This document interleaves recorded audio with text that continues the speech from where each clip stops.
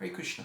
My name is Krishna Kirti, and I would like to address the idea that the reason the preaching in North America and Europe is down, at least among the non-Indians, is because we do not have female acharyas or female gurus. There are other reasons for why the preaching is down, but not having female gurus is not one of those reasons.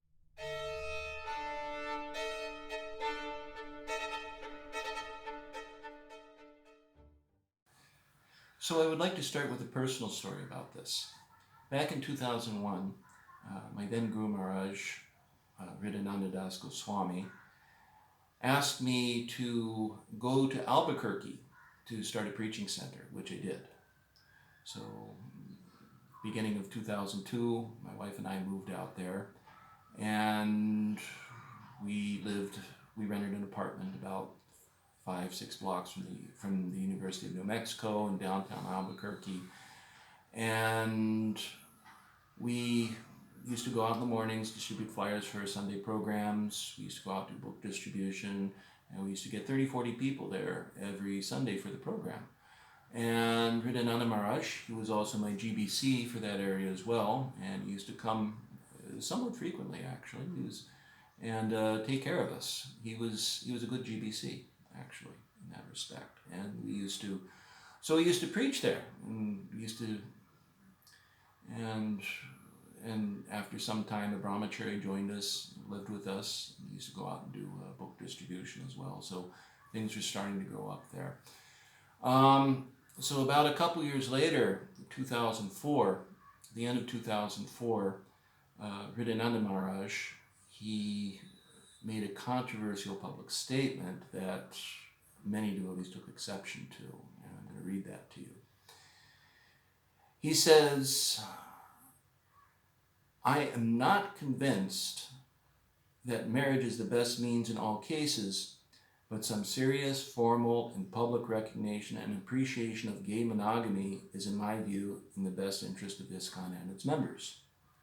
So, this was Maharaj's statement in support of the gay marriage movement in America. So that was, at that time, homosexual marriage was not recognized by many states, and later, several years later, then the Supreme Court decided it was the law of the land. So Maharaj had jumped on the gay marriage bandwagon at that point. He calls it gay monogamy, but a rose by any other name is still a rose. It's still gay marriage. And so I took exception to this. And I remember as soon as I saw that it was published on the old website, it was called chakra.org. And I sent him an email. I wrote in my email, "Did you actually say this?"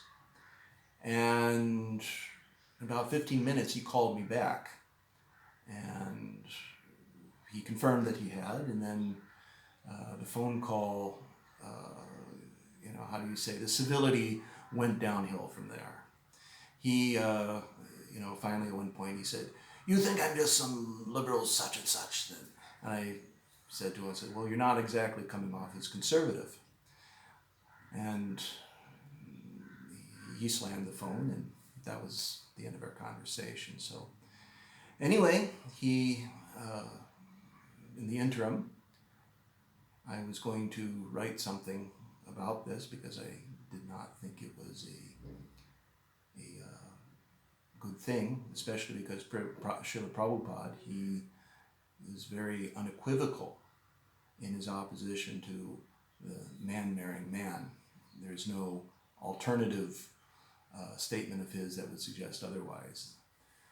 And I just thought it was wrong. How are we representing Srila Prabhupada and the movement if we're going to be taking such an opposite view from what Srila Prabhupada has clearly expressed in his books and his lectures and his letters and so forth. So anyway, he told me, hold off before writing something. I'm going to write something myself. So he did. So about 2-3 months later, about February 2005, he wrote a 24-page 24, 25 page paper, mini thesis called, was it Vaishnava Moral Theology and Homosexuality, which to this day is still one of the essays featured on his website. And so in that essay, he argued that that the Srimad Bhagavatam, Bhagavad Gita, Chaitanya Charitamrita doesn't even address the issue of homosexuality. Therefore, we have to engage in some, what he calls consequentialist reasoning about it. Basically, at the end of the day, whatever reasoning he gives, it still is diametrically opposed to what Srila Prabhupada taught us about the subject. And so, at that point, I just felt that he's gone away from Prabhupada, he's gone away from the Parampara, and as a preacher under him, he's my GBC, and I was trying to build the Albuquerque community.